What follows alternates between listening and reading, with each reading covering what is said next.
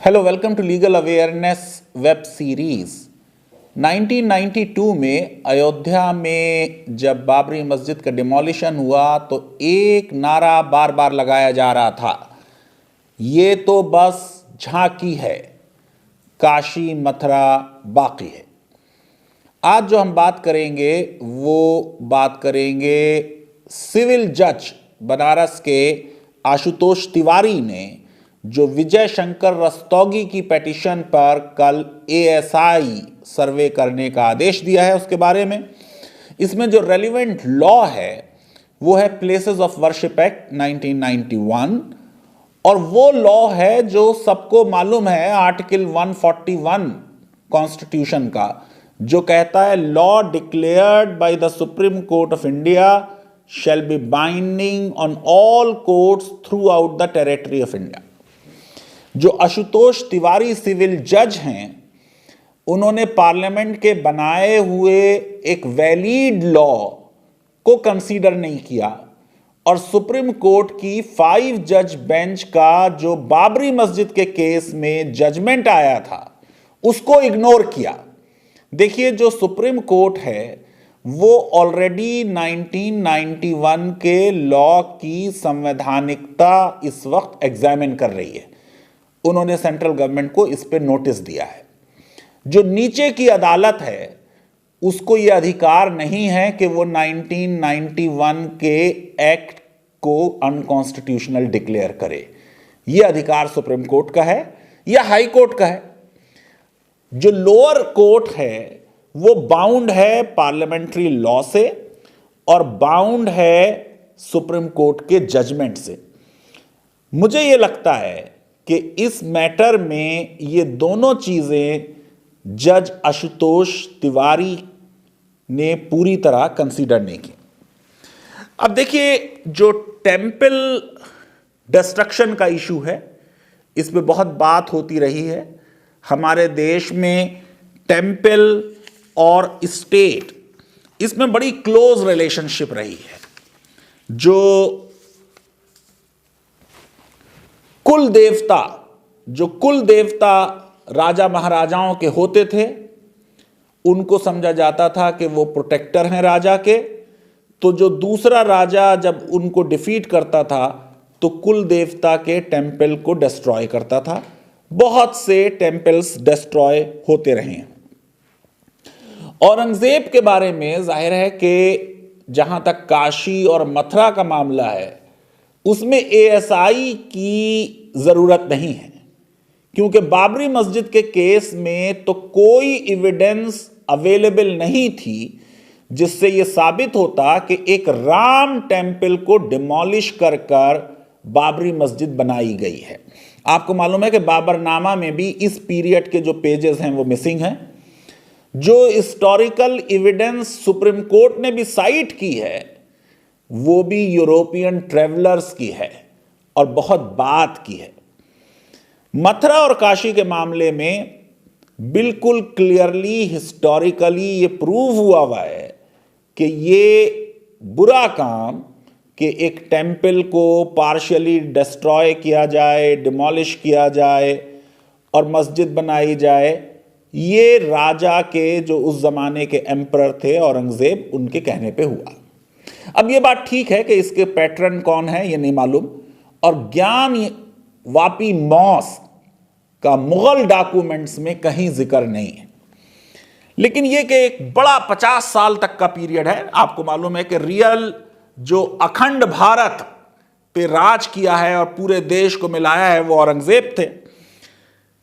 अब इन्होंने बहुत से मंदिरों को ग्रांट्स दी।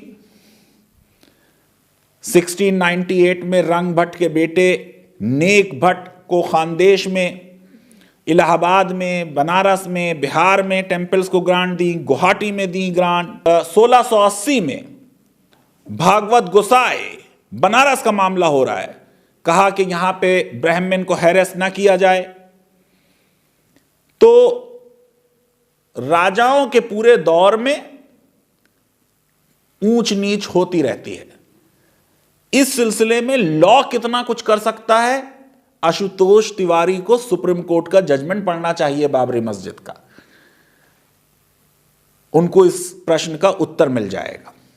लेकिन आइए पहले समझते हैं कि ये जो प्लेसेस ऑफ वर्शिप एक्ट है 1991 का, ये इन्फोर्स हुआ 18 सितंबर 1991 से,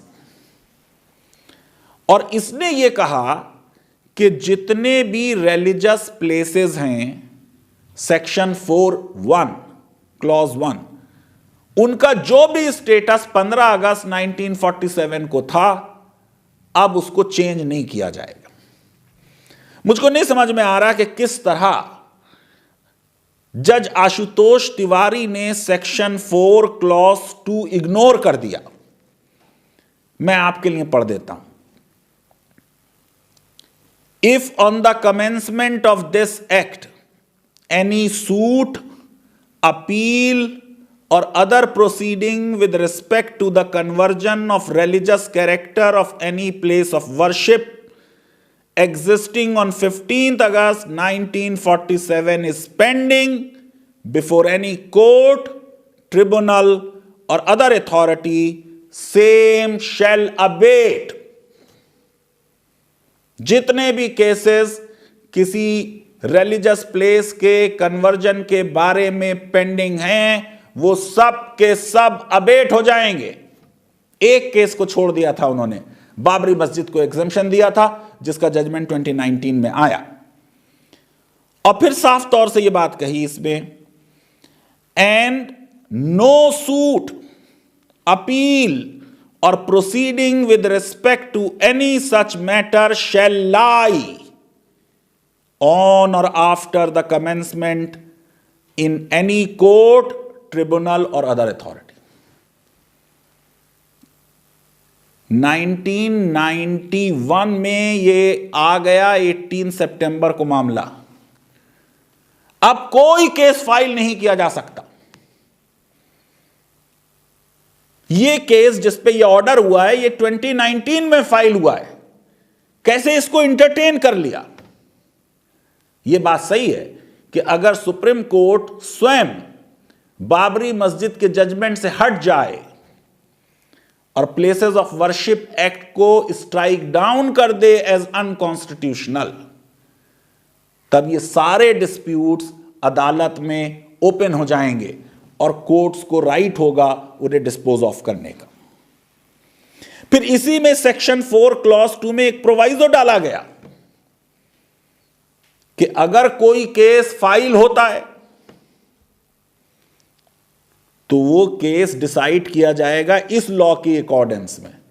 यह लॉ क्या कहता है कि जो 15 अगस्त 1947 को स्टेटस था किसी रिलीजियस प्लेस का, वही स्टेटस रहेगा।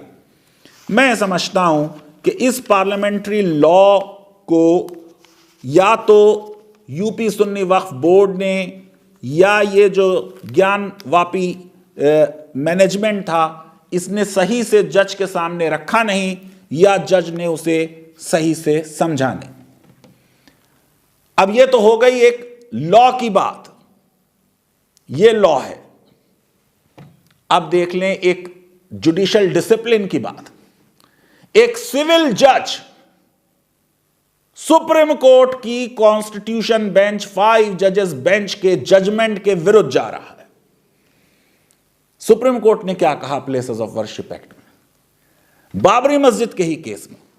सुन लीजिए, places of worship act is intrinsically related to the obligations of secular state. It reflects the commitment of India to the equality of all religions. Above all, the Places of Worship Act is an affirmation of solemn duty which was cast upon the state to preserve and protect the equality of all faiths as an essential constitutional value, a norm which has a status of being the basic structure of the Constitution. This is the purpose underlying the enactment of Places of Worship Act.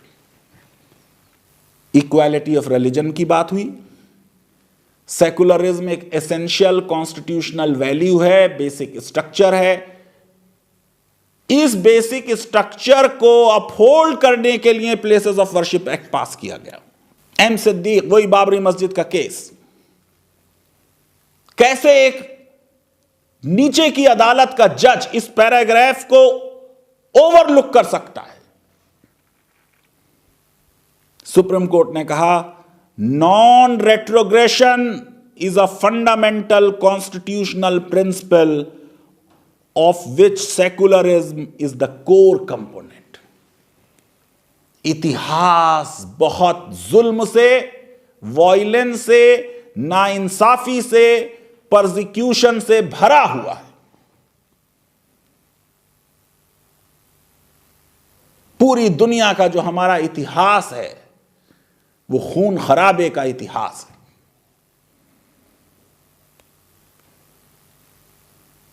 Non retrogression उस खून से रंगी हुई इतिहास को अदालतें अब ठीक नहीं कर सकती। जो हो गया सो हो गया, बहुत बुरा हुआ।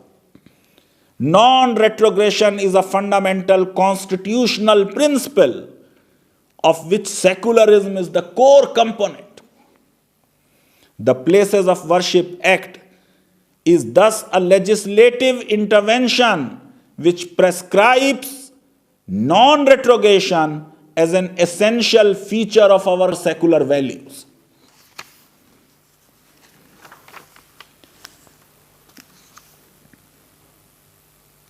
कोर्ट ने पैरा 997 में कहा Constitutional courts cannot entertain claims that stem from the actions of Mughal rulers against Hindu places of worship in a court of law today. जो मुगलों ने ज्यादती की है हिंदू मंदिरों के विरुद्ध, उन क्लेम्स को अब नहीं देखा जा सकता। For any person who seeks solace or recourse against the actions of any number of ancient rulers, the law is not the answer. और फिर कोर्ट ने कह दिया कि ये सिर्फ मुगल्स नहीं थे, ये पूरा इतिहास इस जुल्म से और इस तरह के प्लेसेस ऑफ वर्शिप के डिस्ट्रक्शन से भरा हुआ है। Our history is replete with actions that have been judged to be morally incorrect and even today are liable to trigger vociferous ideological debate. मैं ये समझता हूं कि ये इतनी सख्त ऑब्जर्वेशन सुप्रीम कोर्ट की, और फिर जज आशुतोष तिवारी ने यह भी इग्नोर किया कि बाबरी मस्जिद का भी जजमेंट जो है वो एएसआई फाइंडिंग के बेसिस पे नहीं है। ठीक है, उन फाइंडिंग्स पे भी बहुत क्वेश्चंस रेज किए जा सकते हैं। ये बात उन्होंने सही कही कि एएसआई की फाइंडिंग से कुछ ऐसी चीजें मिल सकती हैं जो मस्जिद मैनेजमेंट के फायदे में चली जाएं। जी, बाबरी मस्जिद में एएसआई की रिपोर्ट से यह साफ जाहिर हो गया कि बाबरी मस्जिद किसी राम टेम्पल को डिमोलिश कर कर नहीं बनाई गई। सुप्रीम कोर्ट ने अब जजमेंट में रिकॉर्ड कर दिया कि राम टेम्पल का डिमोलिशन नहीं हुआ, किसी डिमोलिशन की कोई एविडेंस नहीं मिली। पूरा सल्तनत पीरियड का तो कोई एविडेंस ही नहीं आई एएसआई रिपोर्ट में।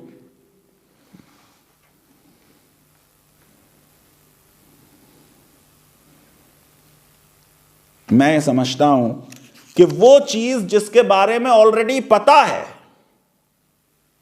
कि एक मंदिर को पार्शियली डिमोलिश करके मस्जिद बनाई गई, उसमें एएसआई अब क्या करे? अब फिर कह दिया मीडिया को नहीं अलाउ करेंगे, फिर कह दिया कि जो 5 मेंबर टीम होगी उसमें कम से कम 2 माइनॉरिटी के होंगे। अरे अच्छे एक्सपर्ट्स होने चाहिए, माइनॉरिटी मेजॉरिटी क्या होती है? अगर आप ऐसे मुसलमान एक्सपर्ट्स लाते हैं जिनकी क्रेडिबिलिटी और इंटीग्रिटी डाउटफुल है, तो उनसे बेहतर इम्पार्शियल, इम्पेकेबल कैरेक्टर वाले, अपनी फील्ड में माने हुए आर्कियोलॉजिस्ट जो हैं वो बेहतर हों। मुझे यह लगता है कि यह मामला हाई कोर्ट जाएगा। आपको मालूम है कि पहले इस मामले में हाई कोर्ट ने प्रोसीडिंग सस्पेंड कर दी थी। फिर बनारस की कोर्ट ने कहा कि साहब वो 6 महीने बाद कोई सेपरेट ऑर्डर नहीं आया, इसका मतलब वो सस्पेंशन ऑर्डर जो था वो खत्म हो गया। हाई कोर्ट ने फिर ऑर्डर पास किया और उसको प्रोसीडिंग को रोक दिया। लोअर कोर्ट का हाई कोर्ट और सुप्रीम कोर्ट के विरुद्ध जाना अच्छी चीज नहीं है। देश की बड़ी समस्याएं हमारे सामने हैं। वैक्सीन की अवेलेबिलिटी नहीं हो रही है, केसेस बहुत ज्यादा बढ़ गए, अनएम्प्लॉयमेंट इतना ज्यादा है, इकोनॉमी खराब हुई हुई है। धर्म को इतना सेंट्रल स्टेज में लाकर उसको पॉलिटिकल पर्पसेस से यूज करना अच्छी चीज नहीं है। मुझे मालूम है कि 2022 में यूपी में इलेक्शन है, लेकिन योगी जी ने अच्छा काम किया है। अभी मैं कुछ दिन पहले यूपी गया तो मुझे लोगों ने बताया कि जो भी आदमी 31 मार्च को रिटायर हुआ उसको योगी जी की वजह से 1 अप्रैल को अपनी पेंशन के पेपर्स मिल गए। बहुत बड़ा काम है ये, मैं सलाम करना चाहूंगा उनकी इस इफिशिएंसी को। तो वो चुनाव ऐसा लगता है आसानी से जीत रहे हैं। धर्म और राजनीति अलग अलग होने चाहिए। लीगल अवेयरनेस वेब सीरीज अगर आपको पसंद आती है तो मेरी रिक्वेस्ट है कि हमारे इस वीडियो को वाइडली शेयर करें, हमारे चैनल को सब्सक्राइब करें और बेल आइकन क्लिक करें। मेरी लोगों से अपील है, इमोशंस को कंट्रोल में रखें, लीगल प्रोसेस को चलने दें, एक लोकल डिस्प्यूट को नेशनल डिस्प्यूट ना बनाएं और प्यार बांटें। हर धर्म यही चाहता है कि ह्यूमैनिटी जो है उसको बढ़ावा दिया जाए। बहुत बहुत शुक्रिया, धन्यवाद, थैंक यू वेरी मच।